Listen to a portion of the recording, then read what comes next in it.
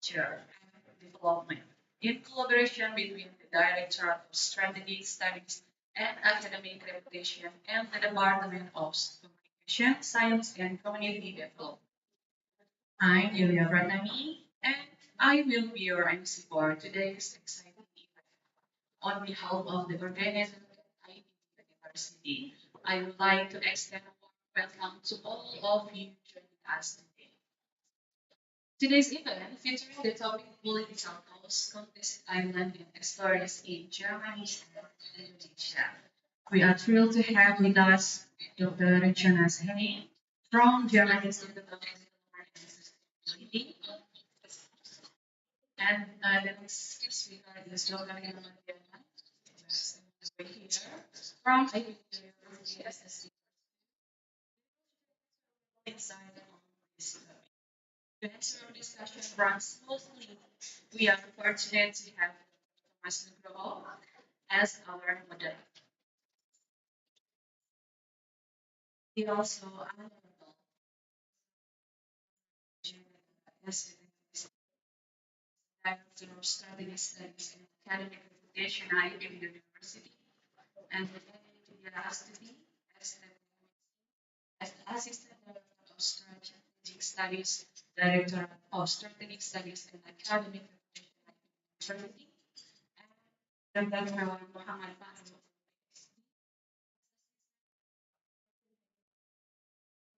Strategic Studies at IBM University. Okay, we will dive into the webinar. We are honored to have a special opening remarks from our esteemed Director of Strategic Studies and Academic Reputation, Prof. Anuraga. Without further ado, please welcome Prof. Anuraga.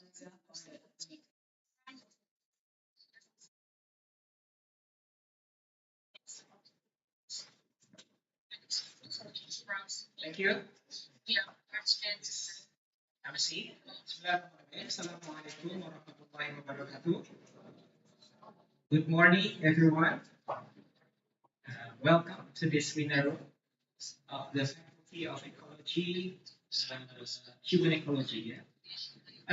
Welcome to our second expert insight within this morning until midday. We are going to have for this session discussion concerning the political coast, contested islands, and estuaries in Germany and Indonesia.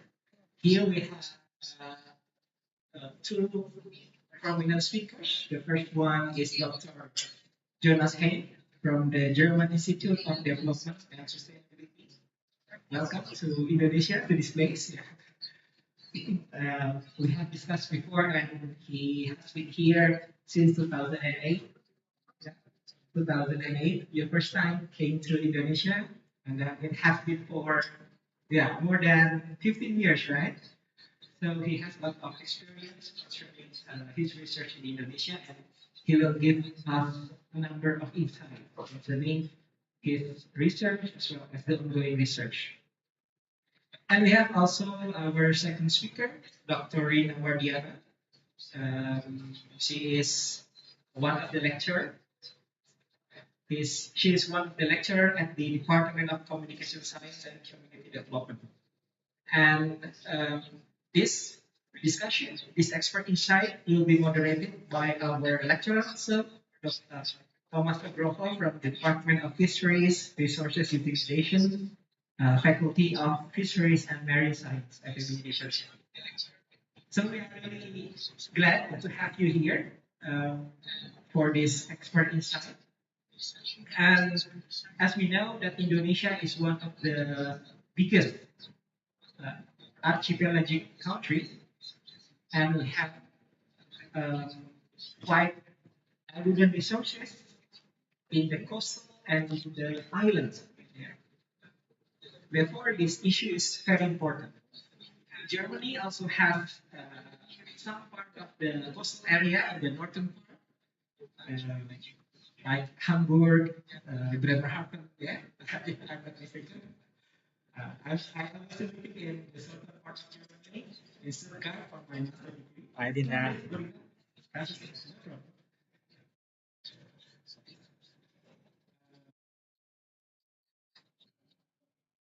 Welcome, Rina. We just started, no problem. Um, so these coastal areas and small islands, number of strategic positions.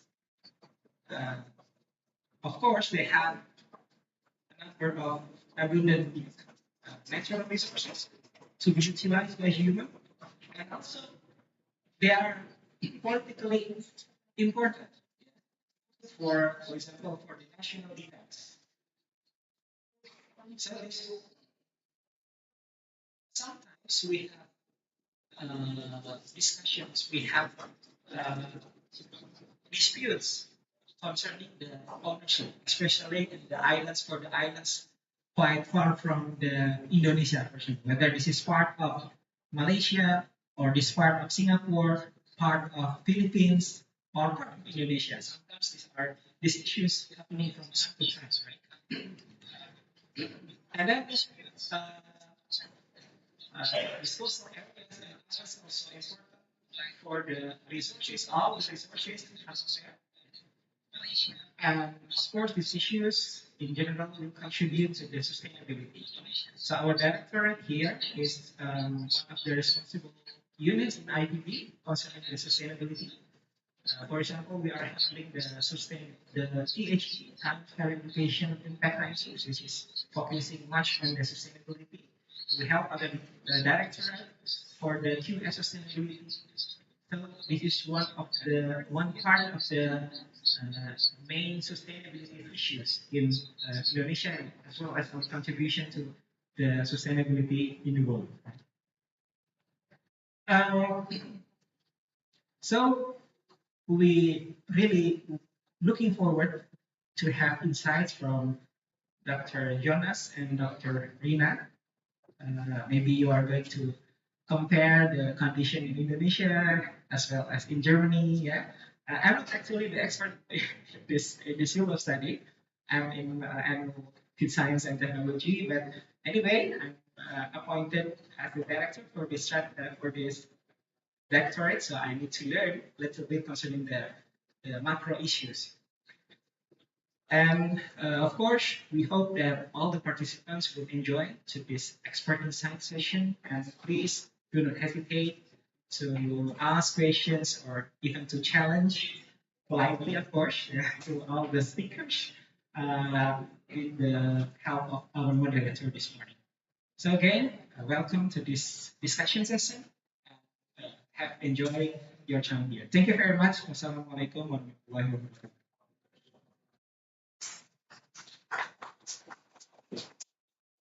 Okay, thank you so much, Prof. Anuraga, for those inspiring stories. Dear all participants, now let's get started with some session.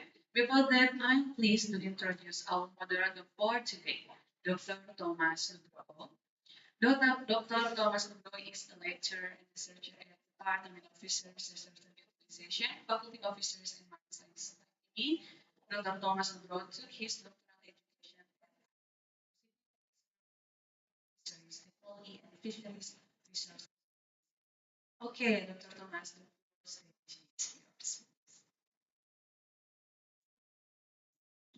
Thank you. Assalamualaikum warahmatullahi wabarakatuh. Good morning, everybody. Uh, Welcome to join the discussion about service. Sebelum saya mulai, saya coba ingin menyapa audiens. Di sini ada my teacher, Prof. Dr. Wibowo, my teacher in a master degree in Coastal Resource Management. That's my friends, Dr. Stefanovic. Thank you. Welcome here. Okay, ladies and gentlemen, I would like to introduce speakers today. First, Dr. Jonas Hein. He provided our experience study coastal. Since 2022 until now, is active in German Institute of Development and Sustainability, IGOS. Then 2017 and 2022, he's in the University of Institute of Geography as postdoctoral research. Yes. Working group social player in coastal and marine area. And 2012 until 2017, active in German Development Institute as well. 2016, active in George August University Göttingen. And last 2011 and 2012, research center for sustainability studies at University of Finland, Center for Tropical Marine Ecology. Then he specializes and environmental and resource practice, governance, university governance, climate, political equality and of conservation and coastal transformation. And in second speaker, Dr. Rina, Mardiana. She is graduate from Social Economic PB, master at Indonesia University, and doctor in Jonas University.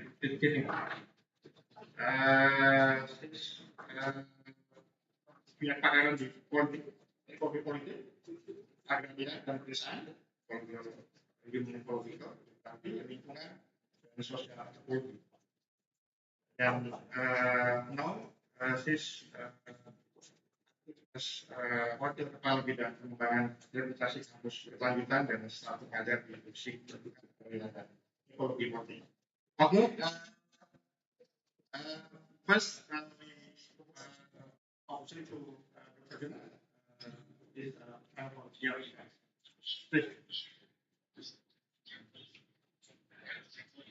Yeah, thank you very much for this kind of discussion. Thanks for the invitation. It's here again. I think it was the last 4 years ago. It's imagine there, so before the pandemic. I want to think over but then the pandemic came. Yeah, now I'm here. Here again. Yeah, maybe it's for the direction. So it's working a bit. So, yeah, so we'll talk a little bit about political codes. So I took the political course from that in my record. We're using it for explaining codes. I'm currently here in Indonesia. Tomorrow I will start back. I was here the last month, co-leading a research team with my colleagues Rina from IDAS and Fajar Tufal from Britain. A research team investigating island sustainability in Indonesia. We've looked into like different kinds of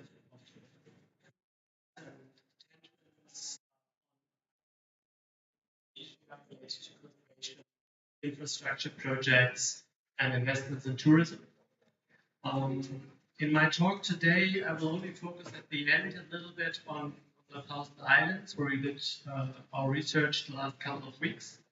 I will mainly focus on estuaries in Germany. I will start with that, and at the end, we will travel to Indonesia together. And I think for you, especially as I assume that you're all Indonesians, or most of you are probably Indonesians, that you have quite a lot of expertise on coastal areas, and that the Indonesian coast, Rina will later talk about that extensively, and I'm just like why I'm then try to compare developments in Germany with developments in Indonesia. So, but before looking into these empirical cases, I will situate my work a little bit within political ecology. After that, I will look into one specific case that I investigated the last couple of years, the case of port expansion, focusing on the port of Hamburg. So some of you might know Hamburg. It's the second largest city in Germany. It's the third largest port in Europe. And large ports usually need to be expanded, at least from the perspective of the port industry. They're always growing. And at the end, I will look into the shiny new Jakarta Bay. I looked into visualizations. And then I will close with some insights from recent field research. But first of all, I will situate my work as just mentioned within political ecology. So the political ecology, as probably most of you know, is a interdisciplinary solution, focusing on how they have social transformations, social construction in nature. And what is important is it's a normative discipline. It's a discipline that explicitly citing your own Robin. So it's a normative discipline and citing your own to plant actually the seed for reclaiming and asserting alternative ways of managing nature, all the coast. It's a discipline that seeks to deconstruct, to go beyond dominant ontologies or epistemologies of nature and culture. And as an explanation, what actually political ecologists do, I brought you this picture here from Germany that I've used actually quite often also when teaching, because probably I showed it already to Nugroho, maybe. You know that picture maybe already. Because it shows you what political ecologists are doing. So this is a village border on the island of Sumatra, the province of Java. And what you can see here is, first of all, the sign welcoming visitors to this village. You can see also that this has been used now for drying food. We can function also. You also see a water stone here. And what you also see is these red and green signs that actually say that this is the Chavuna, it's a forest reserve, it's part of the Kawasan, which actually means that we're not really allowed. When you see in the back, you have these two houses here, and would be obvious to us how are actually these things happen? What authorities are in charge here? So you see the Ministry of Forestry, that is one of the most powerful actors when it comes to land issues in Indonesia. But you see that these people can actually resist. They can live there within the state forest. And they argue that this is part of their village land, part of their ancestral land. So when you can see here within the landscape power relations at work, but you also see the agency of the local communities resisting here against the Ministry of Forestry. And this is exactly political ecology. This is what political ecologists do, to look into such power relations and try to unravel them.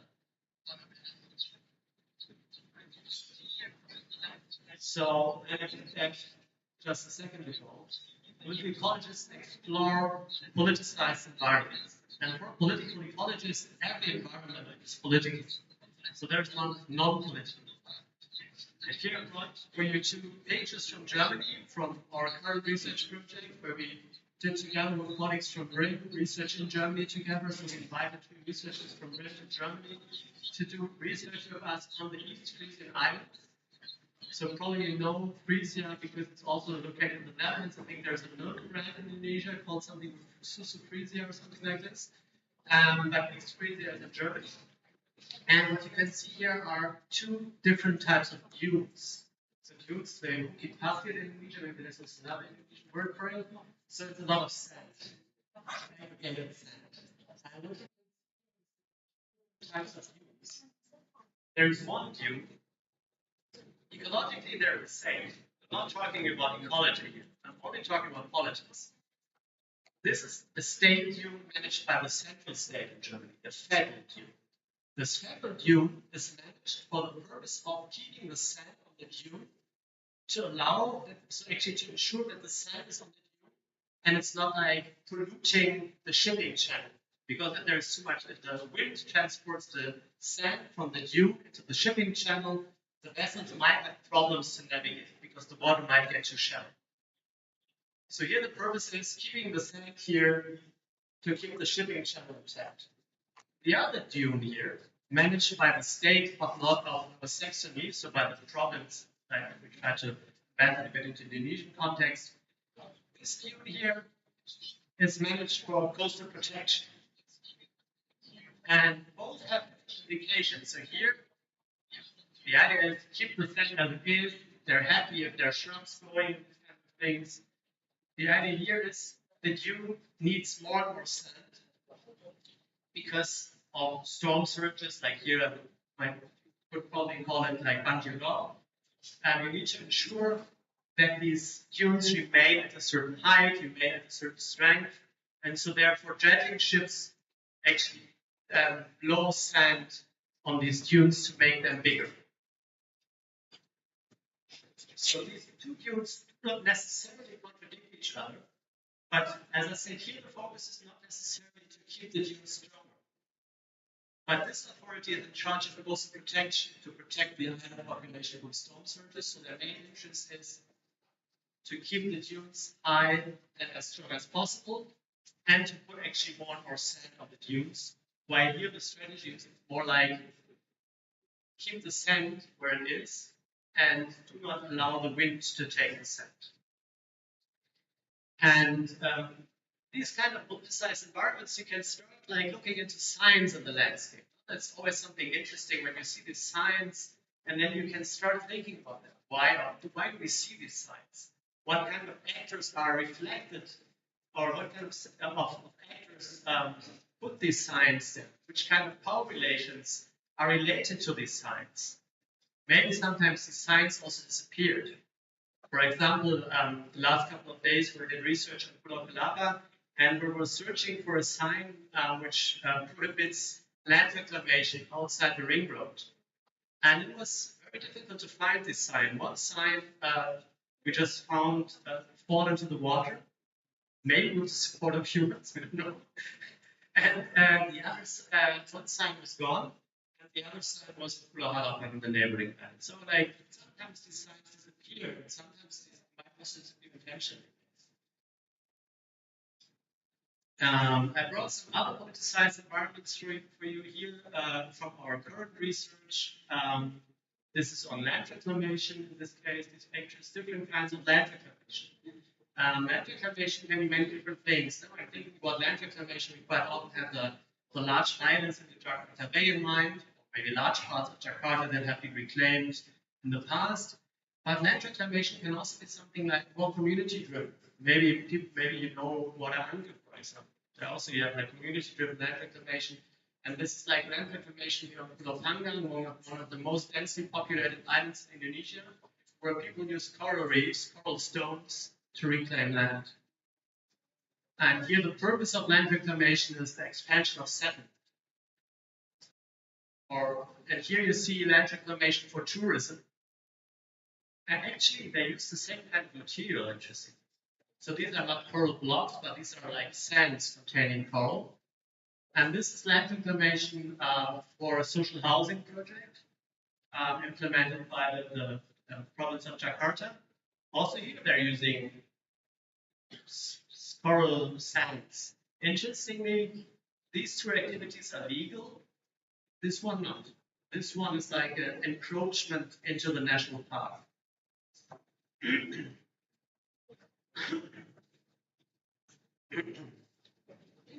Other types of political coasts now that brings you closer to Hamburg already, to northern Germany.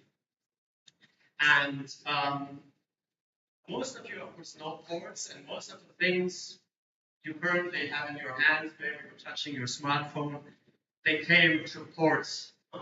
Maybe some are produced in Indonesia.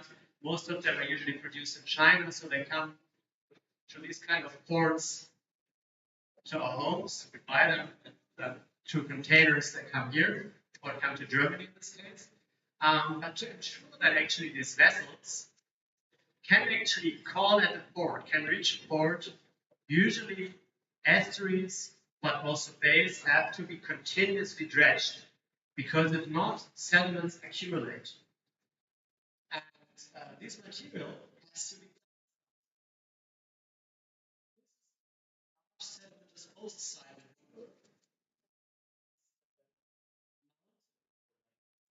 And remember, this mountain, 60 meters high, encompassing things like trenches or like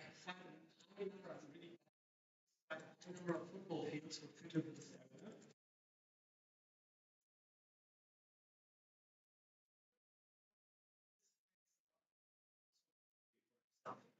Because it disturbs fish. Also, there is a channel for the vessels becomes deeper and deeper. There's also less oxygen in the river, which also means at the end less fish. And if you would now imagine that this is like a dredging vessel, I think it's what is it in Indonesian? Yeah. And this vessel ensures that these ships can call it port, but only to maintain the ability of the port that actually vessels can go there. We have similar dynamics in Tanjung Priok, not as strong as in the Hill, but also in Tanjung Priok, the shipping channel has to be cleared for this kind of vessels regularly. If not, the port would collapse, ships wouldn't be able to go there. And only to maintain a port, you have a certain dynamic of permanent exclusion, because you take sediments out and out and out, new sediments come. And then you need more and more places like this, or you just dump them into the sea, which Germany is also doing. I think Indonesia is probably also doing that. Or the most toxic ones in Germany are placed on these little hills. It looks really nice, but it's quite toxic.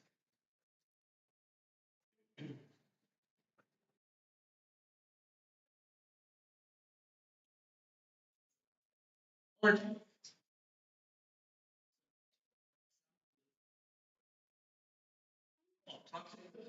is also part of nature. Nature is produced by society to practical. In this case, for example, the dredging vessel takes the sand out of the river, puts it on the mountain, through linguistic and scientific meanings. But nature still has a biophysical and material basis with inherent physical processes. For example, the dynamics within the estuary that lead to sedimentation.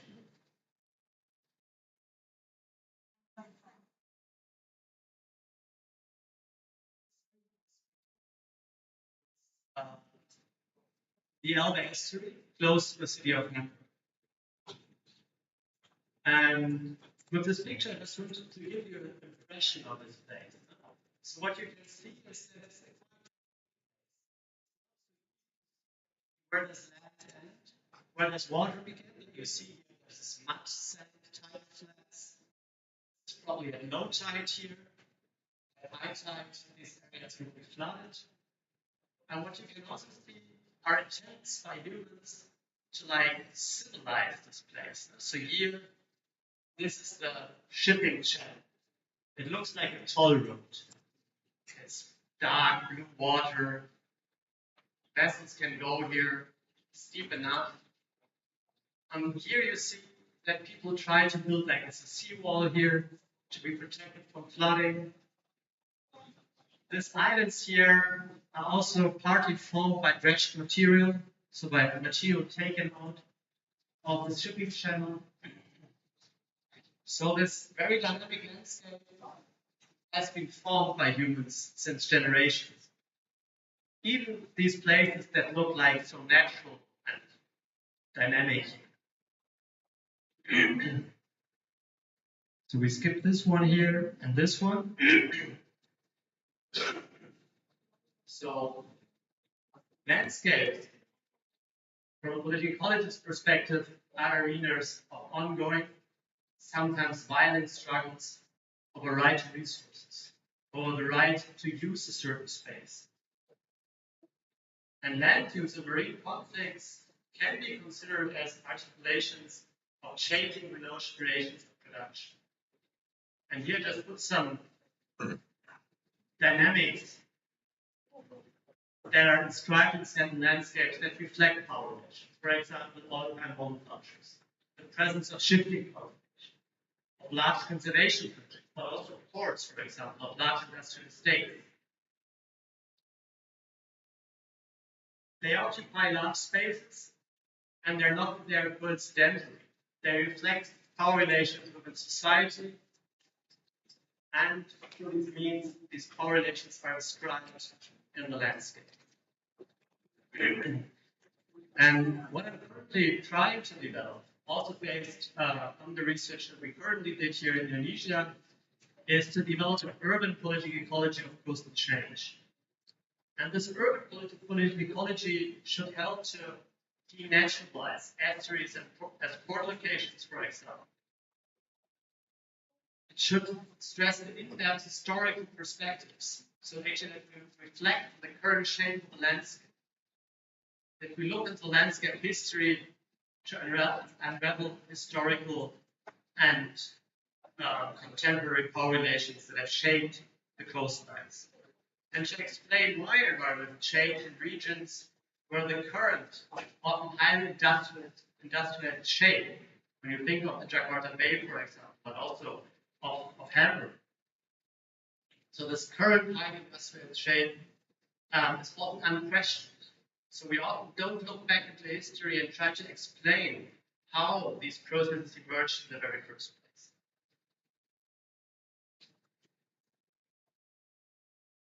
And in this context, territorialization as a term and as a concept is highly important. Here we'll draw an element to consider territory as a political technology, to implement certain policies. For example, the development of large-scale luxury real estate projects on reclaimed islands, or the attempts to turn the 1,000 islands put on Seribu into the second, third, or whatever Maldives. And territory in this context is a set of practices that help to organize human, coastal, and ocean relations and the associated economies of objects and places. But I think we should keep this question in mind also later on for our discussion. What is actually distinct from land when thinking about territorialization? How does territorialization of fluid, semi-fluid, and three-dimensional aquatic spaces differ from terrestrial ones, which have more like a flat ontology in many cases, especially when we think about agrarian economies? And for this, it makes sense to reconceptualize the term territory. Think of other ways of formulating the term or conceptualizing this term. And here, I've looked at the work of Hein and Jonas, and they recently published a nice book called Capitalism at the Sea.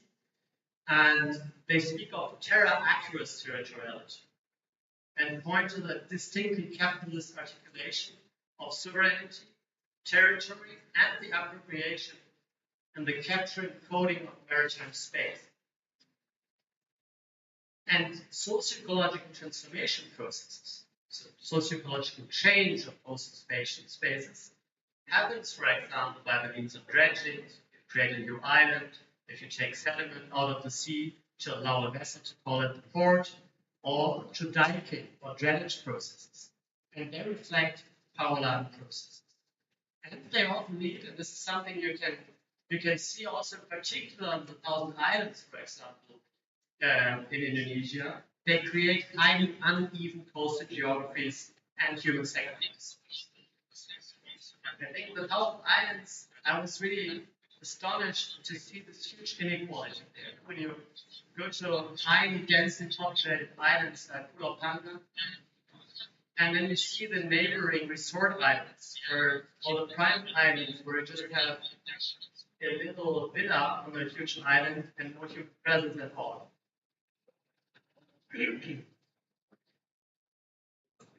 But now looking more deeply into port expansion in Hamburg. So what you can see here is northern Germany, the Netherlands, and Denmark. This is the North Sea here. This is where Hamburg is located. This is the Netherlands, it's Amsterdam here. And the port of Hamburg is located in an inner delta, which is here. It's today a highly industrialized zone.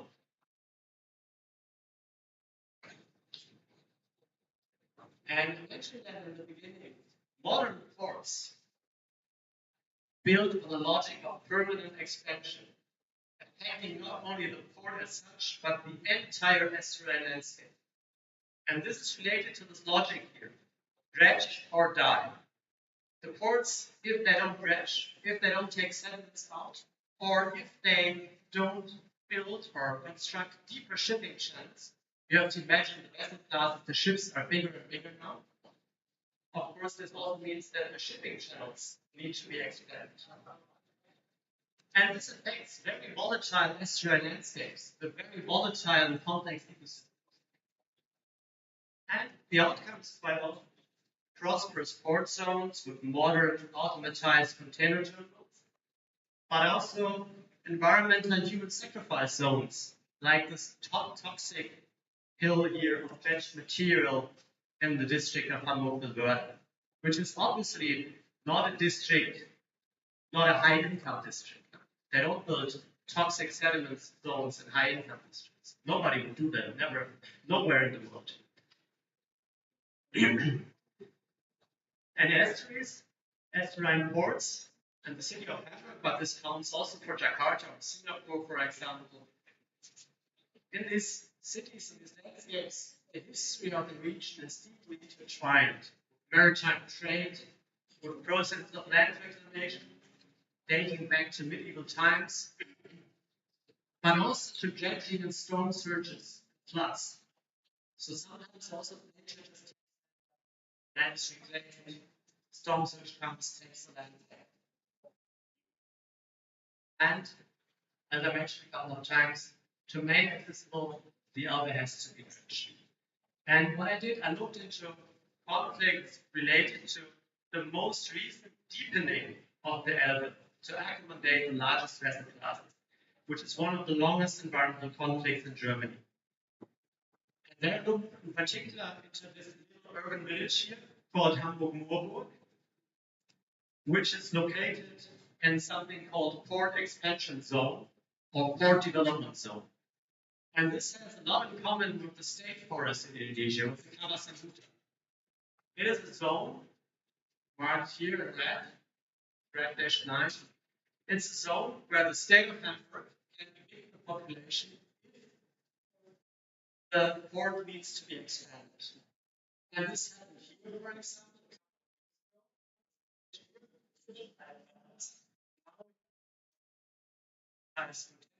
It's the most modern container terminal in Germany. What you can still see here is the church. They were not brave enough to demolish the church. So the church is still there, but the village is gone. And this village here is still there, but what you see here is sediment disposal sites. So these are sites where the toxic sediments are dumped. So the village is located between the highway, the container terminal, and the toxic sediment sites.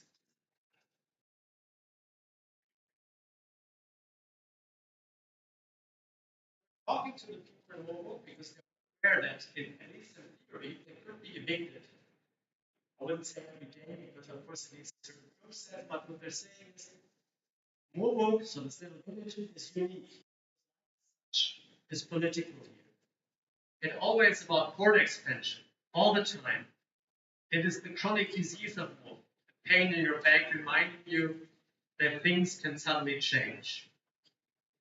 And there have been a lot of protests already in the 80s against, for example, the dumping of sediments. You can see here, they were saying like Moorburg shouldn't be dumped in sediments, and these like, you see these sediments here on this poster.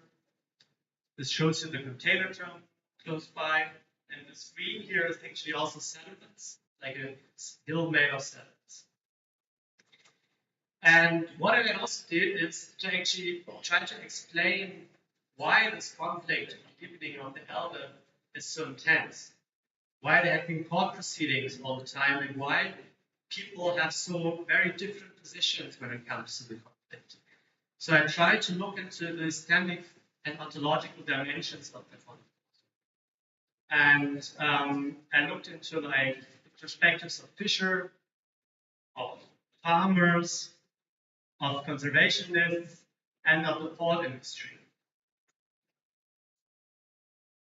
And I just have like a few quotes here from interviews or from document analysis. So the port industry argues that the estuary is a federal waterway for ocean-going vessels. Dredging is required to maintain the water. So the idea is more it's like a highway. You have to maintain it. All interventions are water level neutral. This is because, according to the European Water Framework Directive, these kind of interventions shouldn't disturb the ecosystem or shouldn't like reduce the quality of the nature as such, which is ridiculous because this way it's impossible. But what they do is they compensate somewhere else.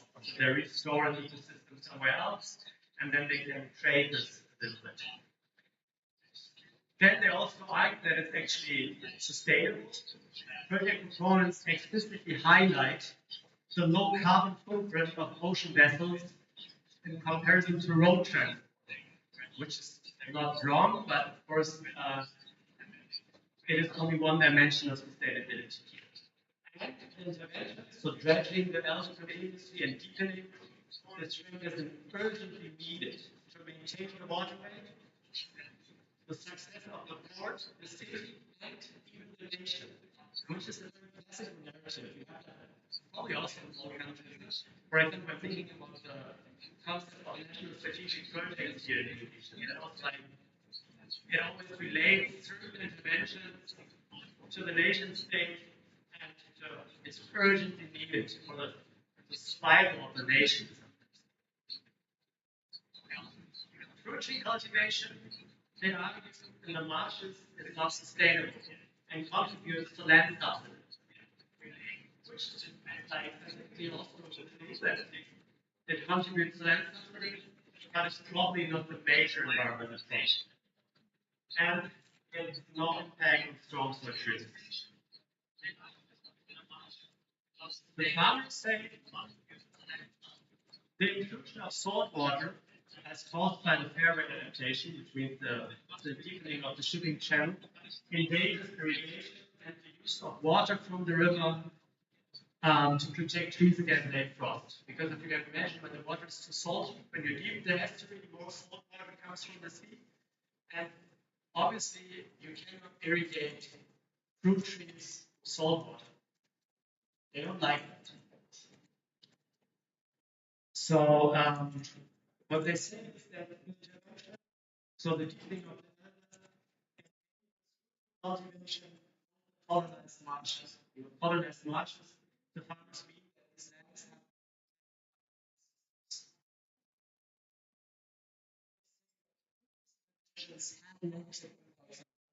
so the safety of the seawalls.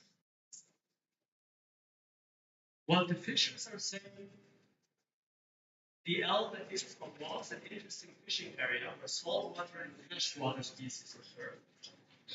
But dredging destroys the estuary and transforms the estuary into an artificial waterway. They say yes, it's highly dynamic but dying. So they consider also that the estuary is such a kind of living being, for example, in contrast to a toll road. And as a result of the intervention, the currents are changing constantly, making it difficult to anchor and form a calm path, while in some shallow water areas, mud is accumulating and fishing is not possible anymore. And they claim about low oxygen levels. Dewi sih bilang juga lagi setup di sini. And these aesthetic and ontological dimensions become also visible, or became also visible in the court proceedings. So there were a number of court proceedings, one at the highest German administrative court. And what you can see here is two different ways of modeling and conceptualizing the estuary to some extent. So to ensure that the interventions are water level neutral, so that they're aligned with European law, they wanted to build two large below water dams here, that the currents are not too strong. And based on their calculations, models that would work, they argued. Interestingly, there was this channel in the medium limit, and there was an island here in the past. An island which was like fortified during the Second World War with a lot of cement. Kasih aja kedua ya. And the river Oh. was able to destroy that island. Oh, The island is gone. Kata saya itu Now, ada di JP. based on the models of the Federal Water Agency, they're thinking, okay, we are strong enough. And what happened is exactly what the other models of the conservation NGOs actually projected. And this is just like a symbolic picture here. They argued that, of course, you can put sand here and stones to block that, but you can also find that out at every beach, no? When you play with your kids. The water always finds its way. And that's what happened. And this relates to the fact that also models are embedded in knowledge systems and power relations. And they're also based on certain ontological assumptions about the river. The NGOs from the very beginning argued that the estuary is so complex and dynamic, we're not able to control it. Whereas the Federal Waterway Agency always believed it's just about the right technology, and then we'll fix it. But it didn't work. And before going to Indonesia, I just want to raise this question of our discussion later on. So what kinds of environments are actually produced in these contestations? Which practices produce certain environments? And which narratives are used? And what is the position of actors within these narratives? Why is knowledge and maybe even ontology contested? And which kinds of implications does this all have for environmental justice?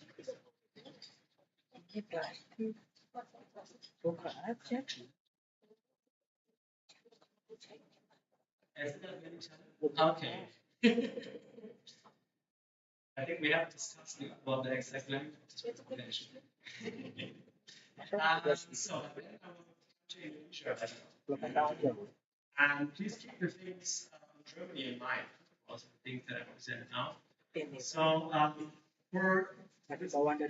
for long-term endeavor to develop an urban political ecology of personal change, I argue that certain imaginaries, collective narratives about places and future have an influence of land and coastal and marine space are territorialized. And this has an impact on actors' relations. So, for example, the ability of fishermen and women to actually go fishing.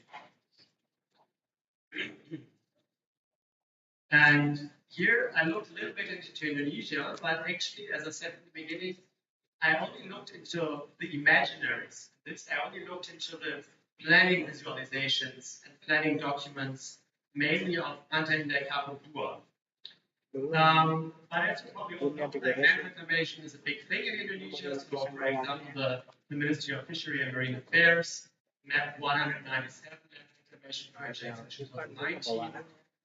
It's not necessarily new. For example, when we did our research, we had in Jambi, for example, I was also in coastal Jambi, and this is like close to Taman Nasional Urban.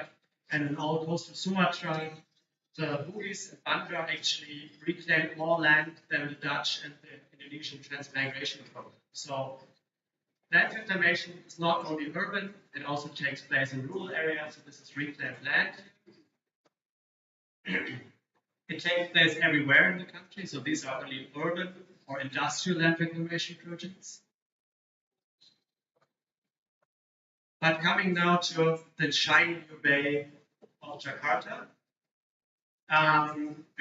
This is here from pegidua.com. This is maybe like this new Jakarta project, and here are these islands that are already there. And what I did is to look into these planning documents and first of all to look into the language. So what kind of words are used here? And or in the different kinds of planning documents and visualizations. So what kind of words pop up? World class, quite often. Green, smart urbanism.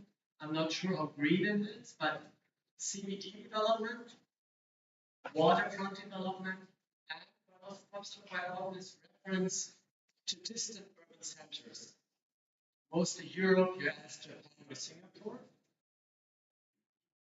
Sometimes also the are, for example, defend national territory to provide infrastructure, or that is all located close to infrastructure, ports, retirement homes. And what can you actually see on these visualizations? Here are some again from pictura.com. You see like an active population, mostly young. You see wealthy persons. You see persons with very white skin. You see Europeans. You see Chinese, Indonesians, or Indonesians with very white skin. You see clean, new, geometric, private, demarcated landscapes, sparsely populated. You see actually very few people on this visualization. It all looks very safe, peaceful. There is nature, but this nature is tiny. It's like civilized nature, like a mixture of pantropical plants, bougainvillea, cocoa palms, like something like, yeah, like these pictures here. No? This is probably even in Europe. I don't think that this is in Indonesia. But what you also see is that there are certain counter narratives. You're probably all aware of that. This is already a couple of years old. So there was the Tolak Reklamasi movement that argued, for example, to convert the existing reclaimed islands into mangroves and public projects. So to imaginaries that shape territorialization, and then into how territorialization shapes access relations. So access to maritime resources, maritime space, but also to like land on islands, to agrarian questions on islands. So pointing first to the imaginaries, the different ones that we found. So there is one imaginary which aligns very well with Pantainda Kapudua, for example. So the idea to transform the 1,000 islands into something like the Maldives. There is this vision to, it's already a couple of years old, but it pops up every day and then to transform Kipudam and Suripu into the Maldives. And one of the latest attempts, the current status is unclear. There was the idea to build a huge number of artificial islands close to Pulau Pramuka and Pulau Panggang on a little sandbank called Gosengedri. A kind of Sentosa or, I don't know, Ancol in the water. Then you have this exclusive private and gated islands here, which are mostly empty, because of course those people owning the islands, they usually only, probably they only have them to show their neighbors that I'm also an island, everything is keep them on island. But they also have other imaginary, more like homestay tourism, or you have the idea of to have self-sufficient ecotourism island, where people grow their own food. This is on Pulau Kali, with like little gardens. Self-sufficient also like means aquaculture. Looking into the next dimension is territorialization, so mechanisms to control, regulate, and transform space. And here we have like two different types of land reclamation. We have one is land reclamation for survival, land reclamation from below, where the island population in need for land, not because there's probably not much land available on this island, but there are many empty islands, private ones, but they're not allowed to go there. So they take currents and reclaim land for survival. And then we have these large reclamation-based projects, as for example the one in Pulau, the Negeri Seribu Pulau project of PTFPE or Seven Gates Indonesia. They are always related to certain actors. I will not go into detail here. This table is also not complete yet. It's an ongoing work and it's very preliminary. but of course you have to always different actors involved. So community-based reclamation deals more on like material that fishers collect in the sea, like collect sand, collect corals. And at the same time, by doing this, they're of course also destroying the habitats of the fish they also catch. It's an important additional income source for them. The mega project, of course, built on dredging methods where sand is reclaimed. And both dynamics actually lead to ocean privatization. Ocean privatization to make survival, and ocean privatization for large luxury resort tourism. And this has an influence on the access relations, of course. So access is easier to maritime space for local island dwellers, for those positioned well within island networks, those with sufficient financial resources, positioned well within webs of power. Land reclamation then also changes again access relations. If land is reclaimed, you cannot fish there anymore. It's quite easy to understand. So sometimes also when you look, for example, into the Indonesian small island law, which defines land reclamation as a process that improves the environment, depends a little bit on the perspective. For the tourism developer, this is probably an improved environment here. For the ecosystem or fishery, it's obviously not an improved environment if you cannot fish there. And this again leads also to a number of justice dimensions that we can also discuss later. I will not go into detail because I think also will leave some time for Rina. I mentioned these questions. I think they're important to keep in mind at the end. I showed you them already, particularly important from my perspective, implications for environmental justice. And to close now, I think for political ecology, the ecologists for ecological scholarship, it's important to overcome this antagonistic divide between water and land, and to explain dual appropriation of estuaries, coastal waters, and of small islands.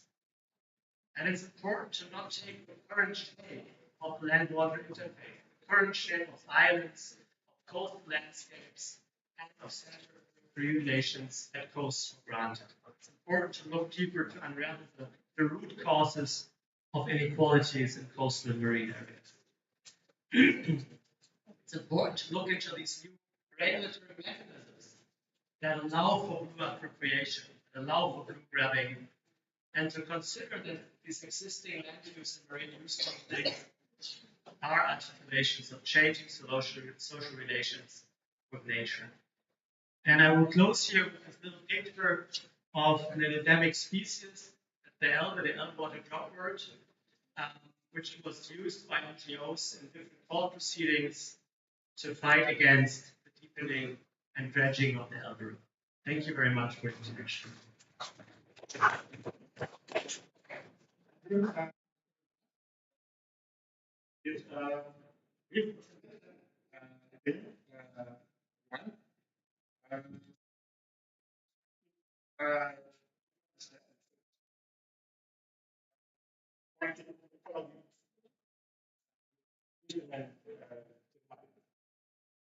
Indonesia komprehensif in saya Jambi dengan branding Ford Estuary LB Estuary this is interesting. And then we have my speaker Dr. Rina. Thank you, Pak Thomas. Great presentation from Jonas. Assalamualaikum warahmatullahi wabarakatuh. Waalaikumsalam warahmatullahi wabarakatuh. Saya ini melengkapi saja presentasi Jonas ya. I will bring my title for this presentation: Displacement and Agrarian Parental Practices in Indonesian Strategic National Project, called as SAPEX.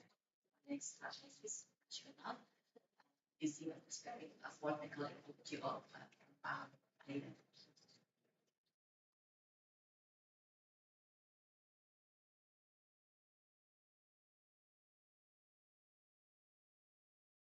Here's mostly errors lie in errors in seeing the root of the problems, and error in seeing the root of the problem lie in inaccuracy in producing data, data honestly, objectively, and empirically. Yeah, this is the map of Rempang. Apa kan bilang gitu. Rempang is located in Riau archipelago of Indonesia, has become the epicenter of agrarian and environmental conflict right now. Yeah, since its designation as part of the PSF by the Indonesian government through coordinating Minister of Economic Affairs Regulation number 7 2023. I will present from introduction and using political ecology framework, methodology, and findings. I have private findings and discussions for the last day and conclusions. Yeah, the project of Rempang Eco City initiated the development of Rempang Eco City, an industrial complex focused on glass manufacturing and green energy, aimed at attracting substantial foreign investment, including from the Chinese corporations, Xinyi Group. However, the project posed a significant threat to the ancestral lands and livelihood of more than 7,500 indigenous Malay residents who have inhabited the islands for generations since 18th century. I employ political ecology. Political ecology provides a critical framework to analyze the Rempang conflict by examining how state corporate power reshape access and control over land and nature. Rooted in the structural inequality, this approach reveals how legal instruments such as HPL, hak penguasaan lahan, has excluded customary lands right. So it is leading to negotiation and spatial hierarchy. Furthermore, repressions and forced relocation illustrate authoritarian environmentalism and legalized violence. The transformation of coastal ecosystem into industrial zone reflects ecological extractivism. So, political ecology emphasizes the centrality of agrarian justice, ecological integrity, and democratic participation for just and sustainable development. Methodology, I employ a qualitative political ecology approach, combining document analysis and data collection beginning in 2023 through policy review, NGO report, social media, and many academic literatures. And in the beginning of 2024, I did field observation were conducted across Rempang traditional village, accompanied by semi-structured interview with local residents, indigenous leaders, and many activists. Using grounded theory and critical discourse analysis, this study investigates how power, legality, and spatial control intersect in Rempang Ecocity project. And then collaboration was achieved by cross-referencing field data with government document highlighting structural exclusion, epistemic violations, and the authoritarian logic of Indonesian land strategies national. The first findings I call invisibility of customary land right in PSM. The invisibility of customary land right refers to the exclusion of indigenous land ownership and use from formal legal recognition within the national land administration system. On Rempang Island, the ethnic Malay community has inhabited the land since the 18th century, yet their ancestral territory remained unregistered in official documents. The allocations of land management rights, in bahasa Indonesia we call HPL, to BP Batam, legally nullifies communal and customary claims by declaring the lands as state property. The PSN framework, guided by presidential and ministerial regulation, only acknowledges certified land. So, dismissing historical or socio-cultural entitlements. Consequently, indigenous residents become legally invisible in planning, compensation, and negotiation. This legal invisibility enables structured exclusions, criminalizations, and land dissociations.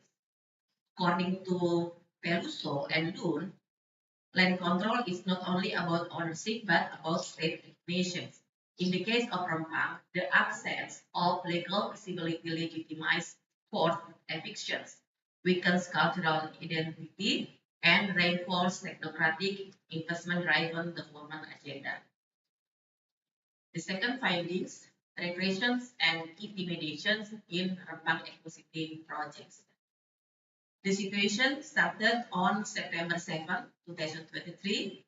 Security force deployed tear gas near an elementary school on Rempang Island during land mission in support of Rempang Eco-City Strategic National Project. This act triggered collective trauma among children and parents, lead to widespread social protests. Over 43 residents were arrested for resisting forced relocations. This action violates multiple human rights standards, including the Convention on the Right of the Child, Law Number 39, 1999 on Human Rights, and also the FDIC principle. So, political ecology frames such repression as systemic, not accidental. Violence is an instrument of social control, as noted by Watts and also. Repression is inherent in resource domination. The incident eroded public trust, fractured social cohesion, and intensified civil resistance. Criminalizations of protests reflect legal violence, where state laws are used to delegitimize and punish dissenting citizens, according to Lee and al. 2000. The third findings, ecological landscape transformations, mangrove conservation, and marine area into industrial area project. It involves reconfiguring the island's coastal and marine coastal, including mangrove forests, beaches, and traditional fishing tours, into glass industry and port infrastructure. This shift from ecological to extractive economic functions has significantly disrupted local livelihood and endangers coastal ecosystem sustainability. The destruction of mangroves, vital for shoreline protection, carbon sequestration, and marine diversity, exemplifies ecological loss. Simultaneously, sea reclamation and industrial pollution have degraded traditional fishing area. Contaminant from industrial activity threaten food chains, while the erosion of land sea ecosystem has severed the economic base of local community. Drawing from Martinez alias 2002 concept of ecological extractivism and also political ecology lens this transformation reflect the commodification of space and the displacement of communal resource governance. The resulting socio-ecological impact include livelihood loss, food security, environmental degradation, and intensified spatial conflict between indigenous community and industrial or PSM actors. The fourth findings concerning to agrarian data inequality, which is Kampung Tua Rempang not recognized on official maps as a social political unit. One of the core drivers of agraris justice in Rempang conflict lies in spatial and institutional data equality. Historically, root settlement known as Kampung Tua or Kampung Melayu Tua that absent from official state maps from RTRW, ATR, and di Batam. Despite strong historical and socio-cultural legitimacy, these villages, that is 16 villages, lack formal administrative recognition. Drawing on Scott's theory of state legitimacy and Raluso and Pendergist, critique of modern agrarian cartography, this phenomenon constitutes epistemic violence, erasing indigenous knowledge and present from policy document. As a result, social mapping is bypassed. Public consultation are obstructed and community voice are systematically excluded from national development agenda. And my last finding from Rempang Islands, it is the legitimization of cultural and historical identity claims in the development of Rempang ecosystem. It resulted in the systematic delegitimation of the cultural and historical identity of the indigenous Malay Rempang community who have inhabited the island for over 2 centuries. Through narratives emphasizing state land, green investment, and national interest, forced relocation policies have erased the community's historical and cultural claims from official discourse and spatial governance. Drawing on Escobar and Henry Lefebvre, space is not merely physical but embedded with genealogical, spiritual, and historical meaning. State recognition is confined to administrative identities like ID card, KTP, certificate, or land titles, marginalizing oral histories and collective memory.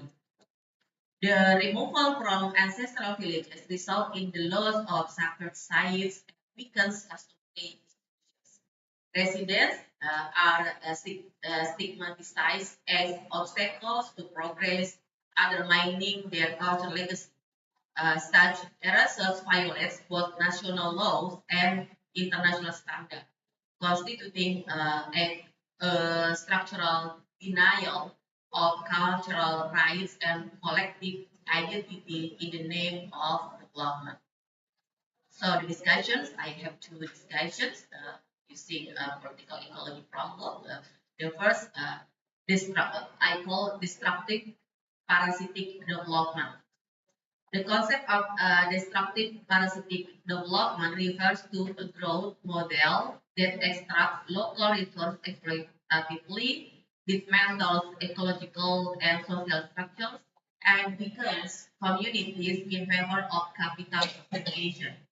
In Rempang, this model manifests through the forced displacement of indigenous communities without recognition of ancestral rights or meaningful participation. Coastal ecosystem, including mangroves, fisheries, and agroecological systems, will be converted into industrial zones under the pretext of green economic development. This means ecocity.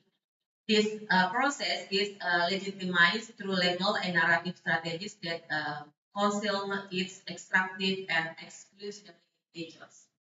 Political ecology conceptualizes such development as a spatial control and negotiation mechanism. The Rempang Ecosystem Project, while framed as sustainable and moderate, has generated ecological degradation, cultural erasures, and prolonged social conflict. It exemplifies how state corporate violence under the PSM framework reinforce inequality and violate principle of FDIC, free, fair, and equal cost. And the second analysis, agrarian justice, ecological ecological integrity and democratic participations. Um, Drawing from political ecology, so this study highlights three pillars of socio-ecological justice, agrarian justice, ecological integrity, and democratic participation as critical for assessing the project impact. Agrarian justice is undermined by the lack of legal recognition for indigenous Malay land claims, leading to disposition without fair consultation or restitution. Ecological integrity is compromised by converting mangroves, fixing zone and farmlands into industrial arenas, disrupting livelihoods and coastal ecosystems. Democratic participation is hollowed out by the absence of FDIC and the use of coercion against dissenting communities. As such, the Rempang project exemplifies destructive parasitic development that violates basic principles of equity, environmental stewardship, and participatory governance. So, I'm going to the conclusions. Um, is this regress indigenous land rights, suppress distance and degraded ecosystem, deepening socio-ecological injustice. Five key dynamics were identified, yeah. Legal invisibility of customary lands, reparations and criminalization of communities, ecological degradation of coastal zones, cultural erasure, and spatial exclusion in official mapping. This reflect an authoritarian, exclusionary model of development. A genuinely sustainable approach must uphold three aspects: agrarian justice, ecological integrity, and democratic participation. So, without these principles, such a project risks perpetuating systematic conflict and environmental harm that occur right now. Okay, that's it. Thank you. Thank you, Dr. Rina. I think this is very excellent. She explained about reasons about ecological, ecological apartheid. It's the what cannot ecological landscape transformation is interesting. Let's enter that. We have discussion.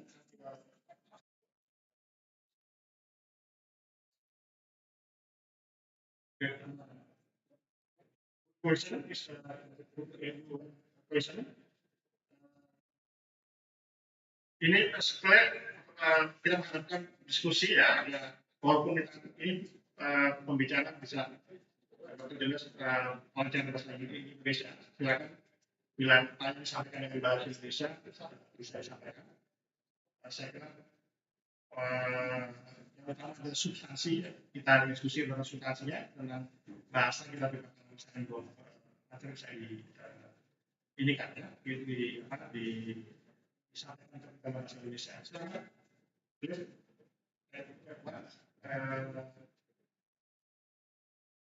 Ya, untuk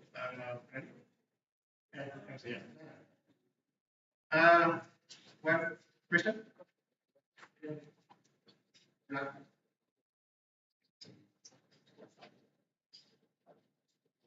Sebutkan nama dan asal dari mana. Silakan.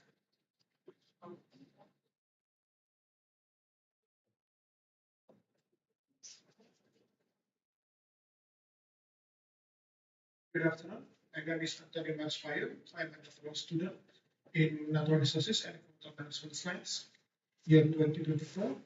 So my question to the speakers about the political force constellation of estuaries in Germany and Indonesia. So I mentioned that considering the contrast political, legal, and socio-ecological context Germany and Indonesia. My question is, how do governance structures shape the conservation and management of coastal and estuaries areas, in particular, the relation to coastal rights, environmental conservation, and economic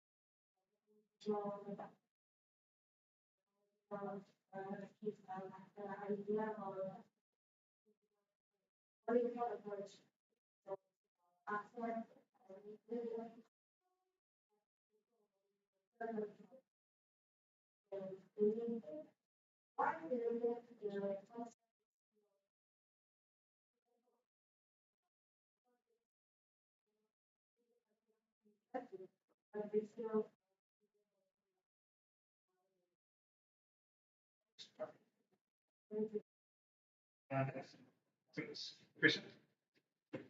First of all, thank you for Dr. Rina and for Dr. Jonas for the presentation. My name is Gray, and my question is for Dr. Jonas actually.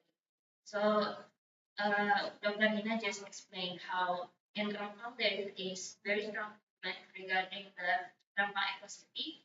And so I was curious about the movement from the villagers that were moved by the state in near the Alba, Sure. yes, area. And what were the conditions that were made by the state or prepared by the state for for the villagers that were moved? Thank you. Uh,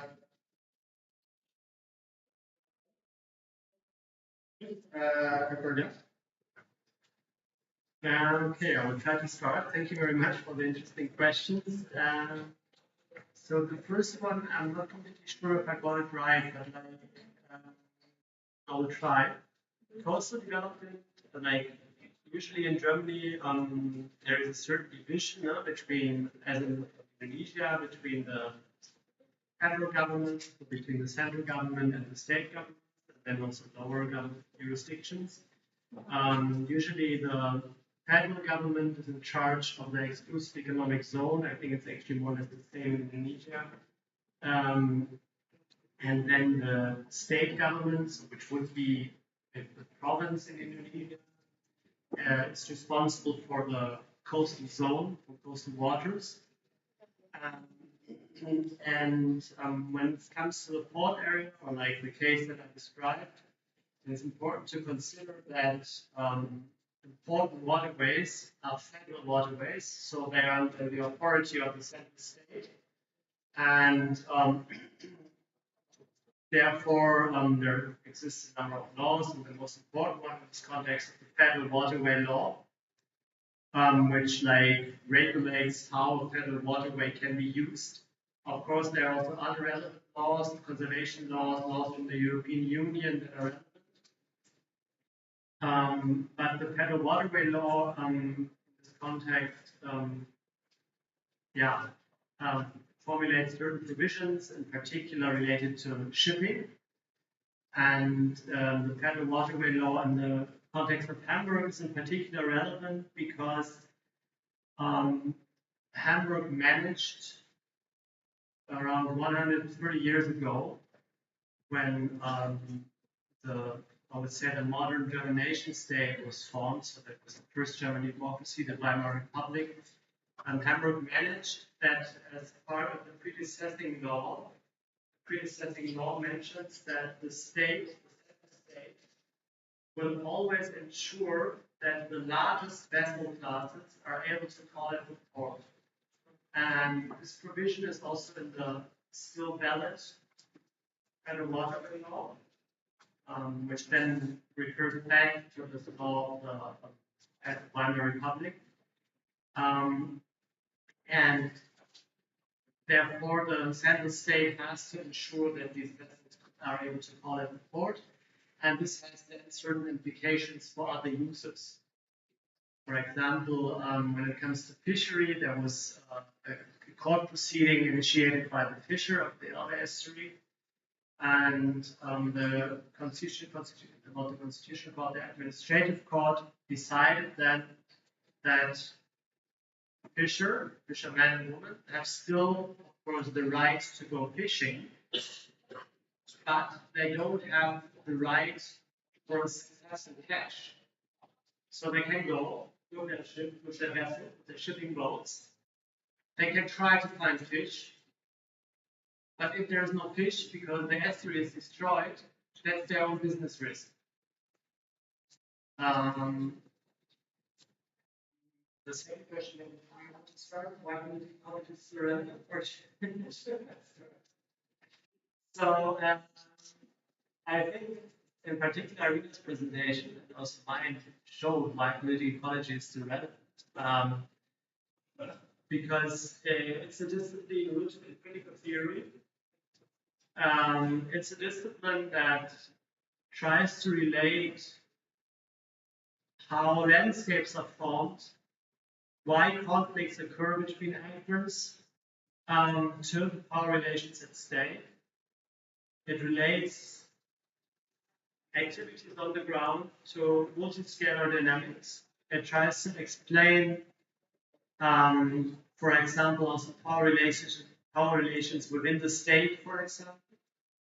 So I think it's actually, even though, like, for example, political ecology emerged like in the 80s, 1980s, it's still, and probably it was never so relevant as today, I would say.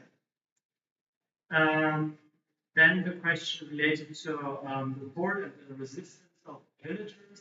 So there was one village, I mentioned that, called Jayanegara, where now one of the most modern container terminals is located, and there was a lot of resistance in the 70s and 80s against actually relocation. At the end, that was not successful, so there was, and also the villagers were supported by environmental activists. That was maybe not successful, first of all, because of the legal context. So the port expansion law allowed the state of Hamburg to do so. I don't really know why nobody went to the Constitutional Court yet, because there are some lawyers, some legal experts that argue that this law is against the German Constitution. But so far, no one went to court, so it's still in place. There was once a court proceeding in the context of the resistance at the state level, so at the level of the state of Hamburg. In that context, the law was rejected, but the city was very fast in formulating a new law. But when talking about the resistance, at the end, the city government used, I would say, quite a controversial strategy. I think this is also the strategy that companies sometimes use here. So they negotiated individual agreements with every household. So of course, there were certain like thresholds and certain maximum sums that were paid. But it meant like that every household received a different price for its land. And this, of course, led to mistrust within the community, because like, if you hear that maybe Rina received 2 million euros for the house, and I received 500,000, I was very why what happened. So that we had mistrust within the community. At the end, and also consider that the city already started at very early. So at every moment when there was a family in need of money, or let's say highly adapted, the city rapidly used the opportunity to buy the land from the bank, for example. So they were very strategic. Also, when they bought a piece of land, they turned the mortgage in the house. To do it, to create facts. And there was some were actually also like that money to find other places. There was also very interesting little documentary created by the students. Because the area was also like the social housing state. And there's an interesting movie with the farmer going with his tractor and his cattle. So they walk around with his cow. And I was saying,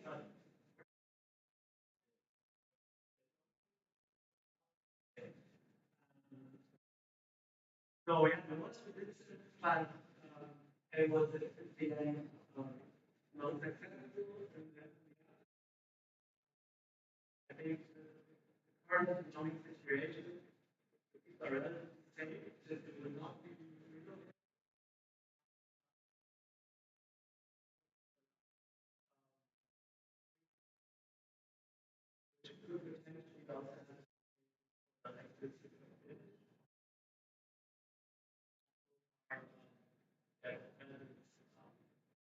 based on challenge.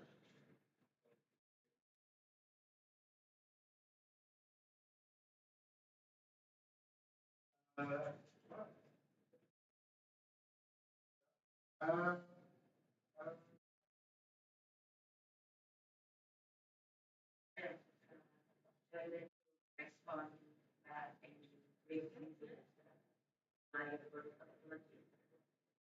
political ecology is trying to understand how our nation share affect control over and complete around the territory. In the case of and investors, interfaces, they reduce inequality and exclusion. Maybe the student come from rural sociology, and familiar with the power of exclusion from all at all 2011. So it's the exclusion through regulatory market force, pricing, and exclusive mechanism.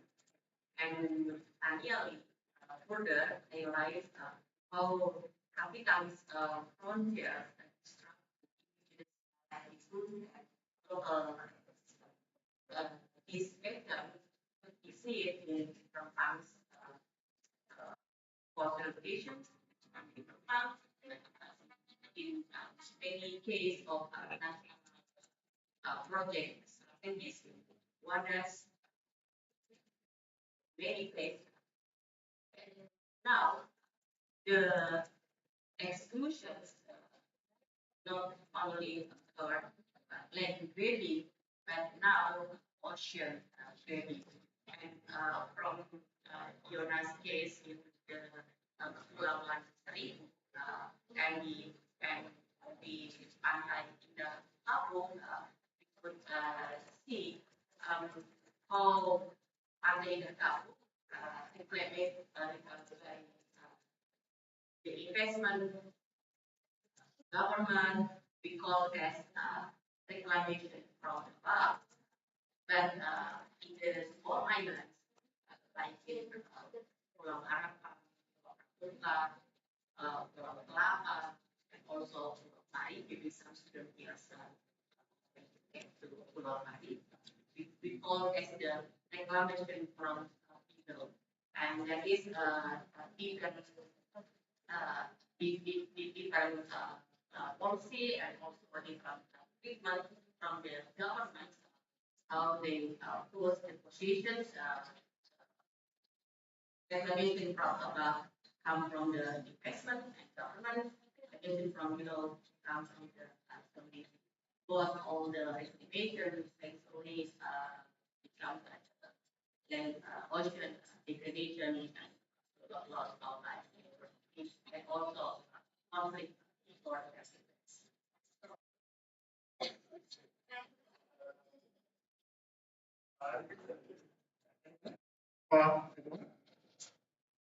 We have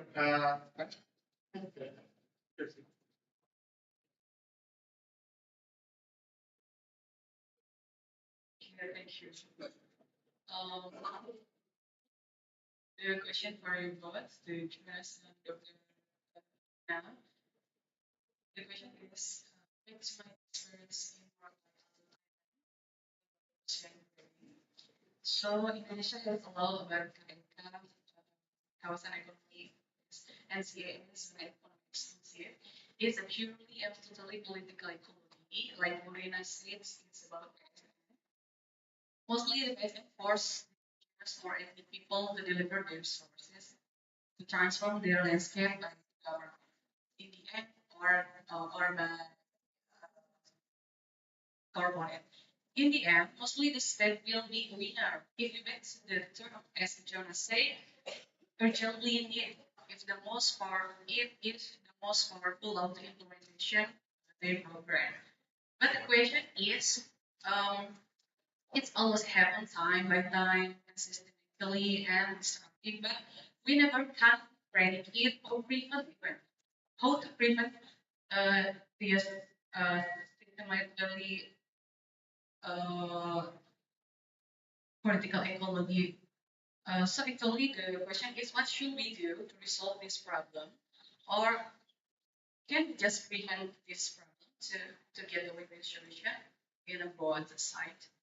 It's just a simple question, but I think this is very interesting to discuss.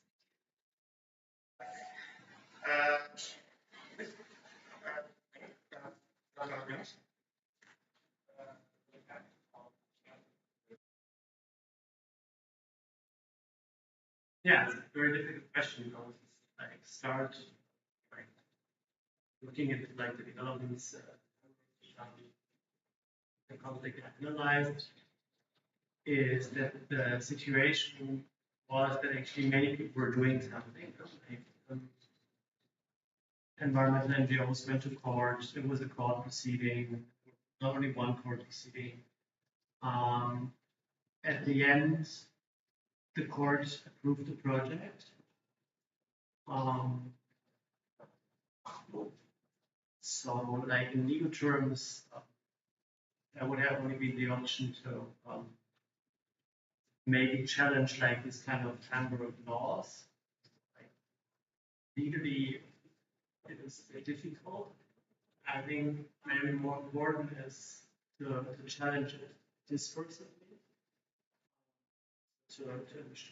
to influence, like to produce knowledge that would like avoid future projects. To maybe also to do a better job as a researcher, to do more outreach activities, to ensure that like researchers are heard. To try to do this through media, social media, and so on. But obviously, it's difficult to even to organize broader protests, for example, in a city state like Hamburg, which has like a more than 800 years tradition of having a port. So most of the public is at least in Hamburg in favor of these activities because they follow these narratives that ports create jobs, ports are important for the survival of the nation, of the city. So I think as a political ecologist, I think the main task is to continuously challenge these notions, continuously challenge these ideas of that this port is important for economic development, that without the port, the city would die, things like that. And this would be like, at least from an academic perspective, the most important activity, because in this case, I'm not sure if like more organized protests would change so much, because the public opinion is more or less in line with these activities. So it's more to communicate about the impacts, to try to influence public discourse through knowledge production, than to like classical protest.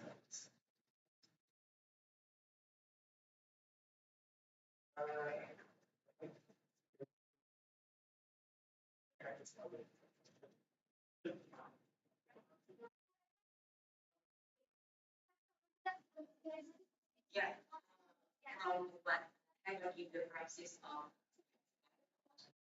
is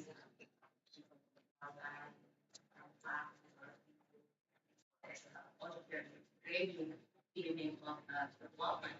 I would highlight that sustainable development can be keeping out everything particular is better is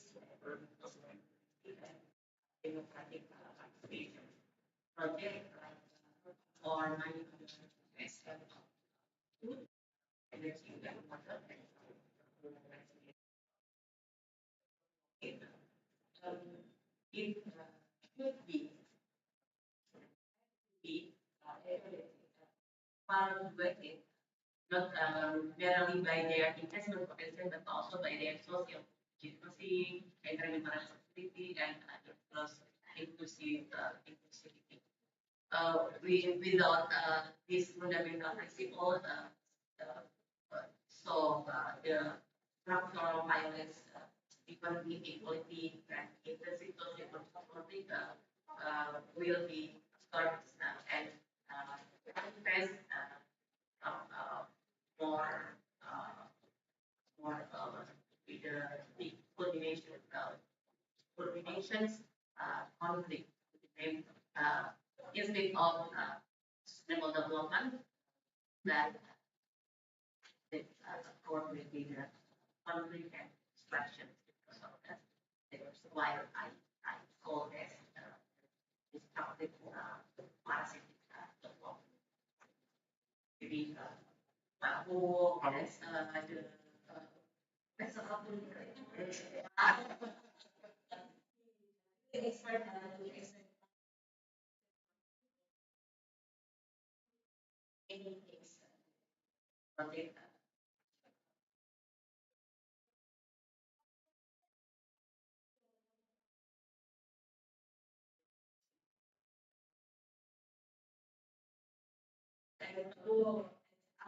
Teacher.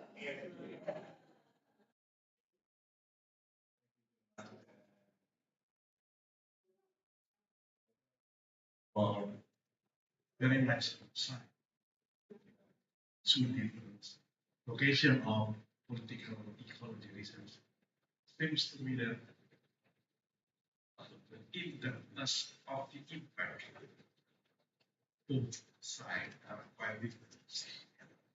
Ingin So, bu. in your country, perhaps, first of all, where is whether this is very deep or not deep matter is different on the democratic situation in each country. The second, the nature of the law in question. And third, we can see the deep social change occurs on the market. So, for example, I think in Japan, there will be deep social change quite different within your country and last of the number. It seems to me this is the ecological landscape changing. But therefore, the process of ecological changes impact to the local fishermen, but the local fishermen must have its diverse livelihood, family, businesses. So, process impact on the local people, there was quite different in its country, of course, and the but the similarity that development project initiated by the government or by say for example in Harvard, so very priority government project including the dredging, but in Rempang, they are more initiated by private sector. So both of them are quite similar. I think they are simultaneously marginalized, or see this the social structure, and you can see it's more bigger. What Rina explained, the social process as well as the land use change faced by Prof. Therefore, we and it's repeated from one place to the other place in Indonesia because the macro situation, I mean the demographic situation, the nature of law enforcement, and this is quite different in the developed country. So that's why the degree of the impact are bigger in the developing countries in Indonesia. And political so it to grow and explain more in depth within the situation because you can go from global. Thank you. Thank you for both of you.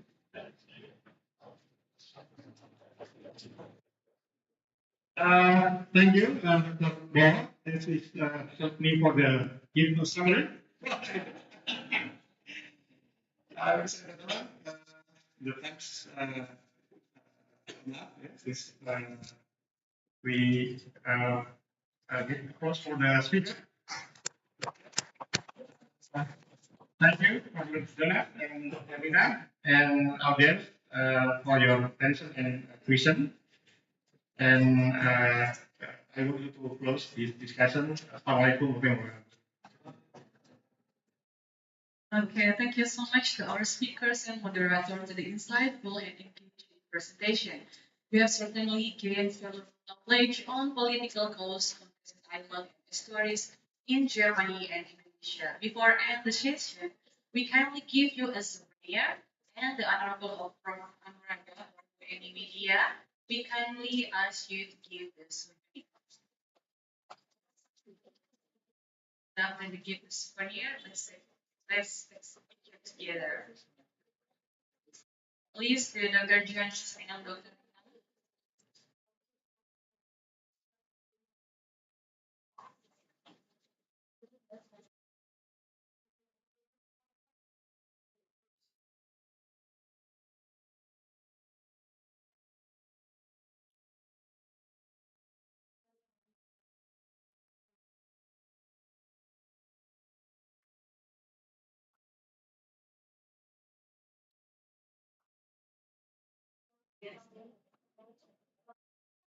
Mari, Bapak.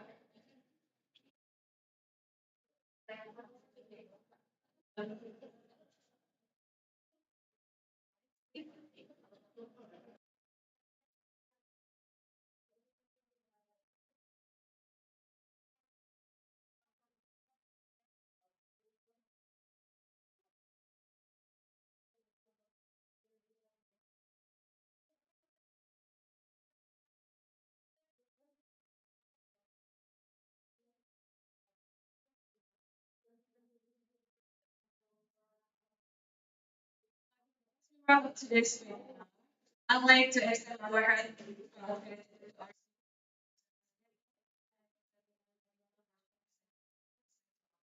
Dr. Thomas Nugroho. For us.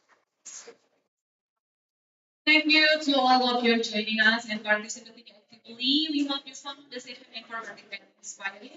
To all participants, please attendance can be scanned on the screen. Stay tuned for our next webinar series. Good day, and we look forward to seeing you at our future.